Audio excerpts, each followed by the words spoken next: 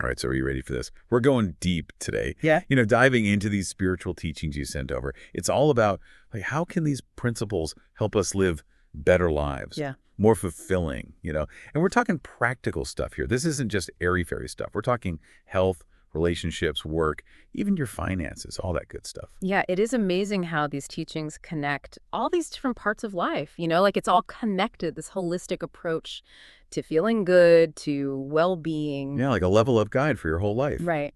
And get this, today's Merdale, it talks about this surprising connection between happiness, like actually feeling happy, and feeling nourished. Oh, absolutely. That's the first principle we're going to dive into, right? This idea of happiness as nourishment. It's like just like we need healthy food to be healthy, we need like a positive mindset to really thrive emotionally and mentally. So it's like choosing, a salad over like a greasy burger. Yeah. But for your mind. Exactly. Junk food, it makes you feel sluggish, right? Well, negativity, it can drain your energy too, like cloud your thinking. Today's Murali, it's suggesting, that cultivating joy and positivity, it's like feeding your mind good stuff, the good fuel. Okay, wow. This is making me rethink those mornings I'm scrolling through, like all the bad news, first thing. What if I swap that out for something more uplifting? Like a motivational podcast or even just good music? Oh, I love that. That's a great example. Even those small changes can make a big difference in how we approach our whole day, right? And that leads us to this idea of happiness as a shield, Ooh, yeah. This is where it gets interesting, right? Today's Murli, it talks about how a joyful mindset, it can actually protect you from negativity and bad choices even. Exactly. It's like you build this inner resilience and it helps you go through challenges without getting pulled down by negativity. When we focus on happiness and remember this positive guidance, it's so much easier to resist those bad habits, the negative self-talk, and all those thought patterns that just drain your energy. Okay, so we've got our happiness fuel, right? Now, how do we make sure we're actually steering our lives the right way? This is where that second principle comes in from today's Murli, the concept of Shrimat. It means like right direction. Yeah, love this one. This principle is all about clear guidelines. They help us make the right choices, especially when things get tough. It's like having a moral compass. Oh, totally. It's like having a mentor, someone you trust, giving you good advice when you have a tough decision. Exactly. Shrimat, practically speaking, it could come from our values, from our conscience, even our understanding of what happens because of our actions, consequences. These guiding principles, they help us stay on track, make decisions that lead to good stuff, good outcomes. And it's not just about those big life decisions, right? This applies to everyday stuff too. Like, do I gossip about someone at work? Or do I focus on what I'm supposed to be doing? Do I stay up late binging shows? Or do I, get enough sleep? Those little choices. Precisely. It's all about aligning our everyday choices with our values, right? Striving to make decisions that, in the long run, we're going to feel good about. And that leads us right into that next principle from today's Murli, this idea that purity of thought leads to being free from regret. This one really jumped out at me, It's like that saying, what you think, you become. It's so true. It highlights this really powerful connection between our thoughts and our actions. If we make an effort to have pure, kind, positive thoughts, we're way less likely to do those harmful things we end up regretting. Right. It's realizing that our thoughts, they're the seeds of everything we do. Exactly. Okay, imagine you're driving, right? Someone cuts you off. What do? Do you get angry, do the whole road rage thing, make it worse? Or do you, just let it go, knowing getting upset won't do anything anyway? Ooh, that's such a good example. It's about choosing our thoughts really carefully, knowing they're going to shape what we do and what happens to us. And it's not about pretending we don't have feelings, but more like becoming aware of them and choosing how we respond. This awareness, it can bring you so much inner peace and harmony. Speaking of harmony, today's Murli also talks about mercy, right? Yeah. And it's not just forgiving people. Yeah, this principle, it takes compassion to a whole other level. It's about actively guiding and supporting people, especially when they mess up. It's like being a coach or mentor. Right. Instead of yelling at someone for their mistakes, you give them helpful feedback, help them get better. Exactly. And the cool thing is, when we help guide others, we often improve our own qualities too, So it's a win-win. By showing mercy to others, we help them grow, but we also grow ourselves. Absolutely. This principle reminds us that true growth, a lot of times it comes from helping others, this beautiful cycle of upliftment. Okay, so we're cultivating happiness, Yeah. choosing the right way to go, thinking good thoughts, showing mercy. Wow, This is starting to sound like a recipe for a really empowered life, right? Yeah. What else does today's Merle have for us? Okay, now let's talk about focus. Today's Merle, it really emphasizes how important it is to stay focused on our biggest goals, our highest aims, to avoid distractions. It even uses the term Maya to describe these distractions. Okay, I'm curious about that. What is Maya exactly, and how does it get in our way, stop us from moving forward? Maya, it refers to those negative influences, the doubts, the temptations, illusions, all the things that can pull us off our path. It's anything that takes our attention away from what truly matters. It's like trying to work on a project while your phone keeps buzzing with notifications, Right. or trying to meditate, but you're just thinking about your to-do list the whole time. Those are perfect examples. Maya, it shows up in so many ways, but the key is to recognize it and consciously choose to stay focused on what we want to achieve. Okay, but how do we do that? How do we resist Maya, all the tempting stuff, and just stay on track? Today's Merle, it talks about the importance of connecting with our big why, our deeper purpose, the reason behind what we're doing. It's like having this guiding star to help us through the darkness. It's like remembering why we started this journey in the first place, right? What are we aiming for? What kind of impact do we want to make? Exactly. When we keep our big why in mind, front and center, it makes us stronger, more determined, and it helps us resist all these tempting distractions. This seems so connected to willpower, right? The more we focus on our goals, the stronger our willpower gets. Like a muscle that gets stronger the more you use it. Precisely. And the more we use that willpower muscle, the easier it becomes to make choices that are in line with what we really want, our highest aspirations. Okay, so we're fueled by happiness, we're guided by Srimat, we're thinking good thoughts, we're showing mercy, and we're staying laser focused on our goals. Wow, this is like a recipe for a seriously empowered life. What else does today's Merle have for us? All right, so now let's explore this principle that shows how deeply connected our inner world is to what we experience outside. Inner transformation is reflected in the outer world. This one sounds deep. So what does that actually mean? It means that how we are inside, our thoughts, feelings, beliefs, they directly affect how we see the world, how we experience everything around us.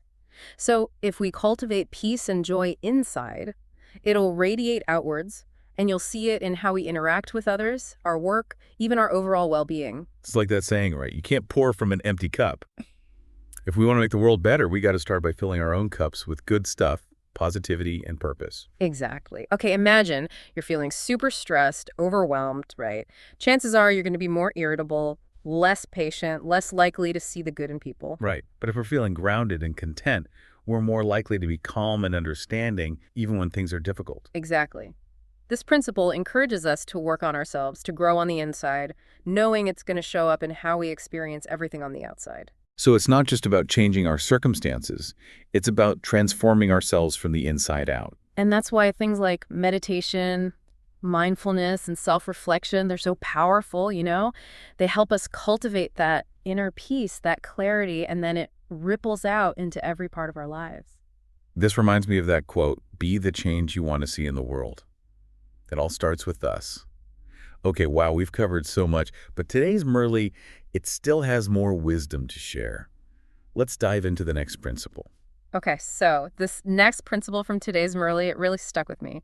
It's this idea that to make progress, you got to be able to bounce back from mistakes quickly. Oh, I love that. It's so easy to get stuck, dwelling on mistakes and setbacks. Yeah. But today's Merle is saying we shouldn't let those things stop us completely. Right. It's like we have to realize that mistakes, they're going to happen. Everyone makes them. The important thing is how we react to them. So instead of just like obsessing over the mistake and beating ourselves up, we should try to learn from it and keep going. Exactly. Think of it like learning to ride a bike. You're going to fall a few times, but every time you fall, you learn something. You adjust your balance, you try something different, and eventually you figure it out.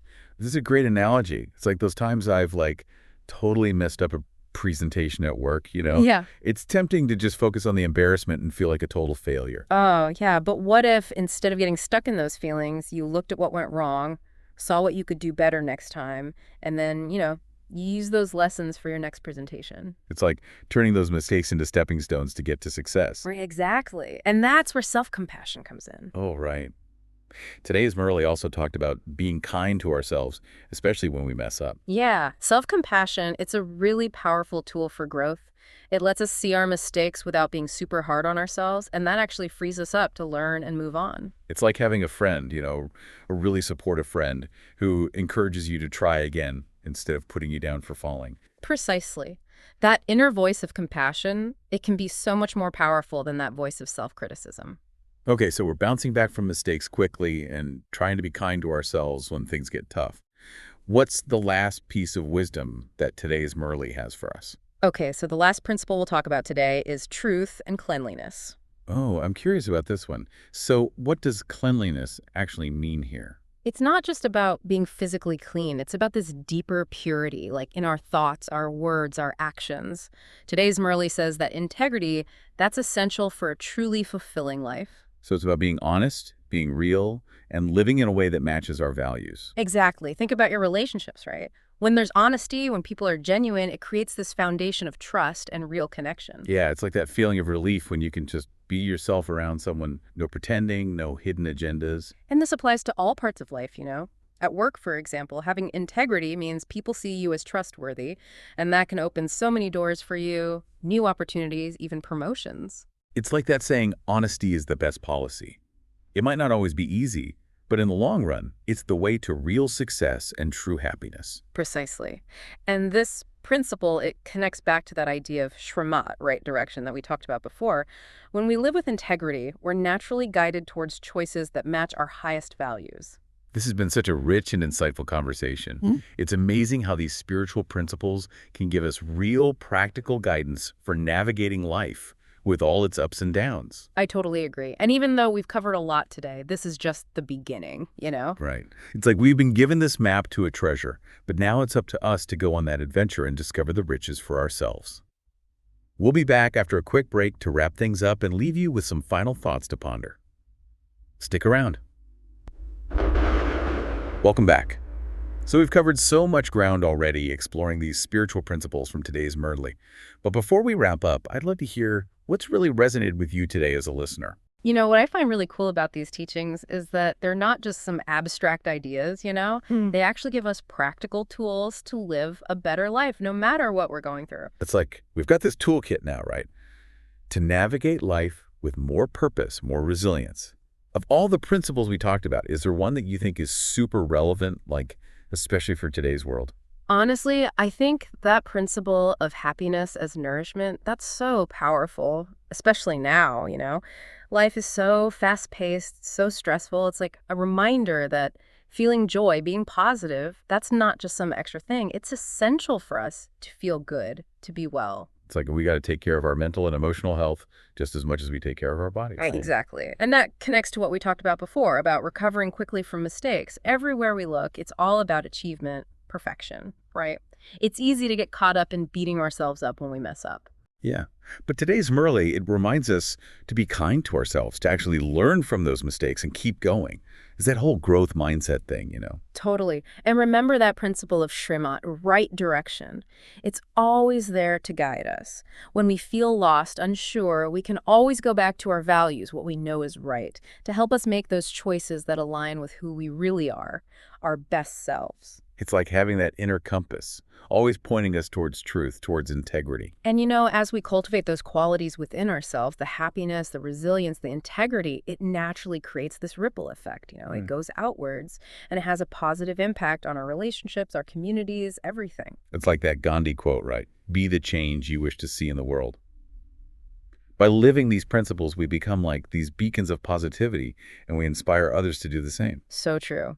As we wrap up this deep dive, I want to encourage you to really think about these teachings. Ask yourself, what's one small step I can take today to actually live by one of these principles? Yeah, maybe it's starting your day with gratitude, choosing to react with mercy when things get tough, or just deciding to stay focused on your goals even when there are distractions. Remember, even those small steps, when you do them consistently, they can lead to huge changes, real transformation. This has been fantastic. Thank you so much for joining us on this deep dive into the wisdom of today's Murtele. We hope these teachings inspire you to live a more fulfilling, more meaningful life. And that's it for today. Thanks for listening.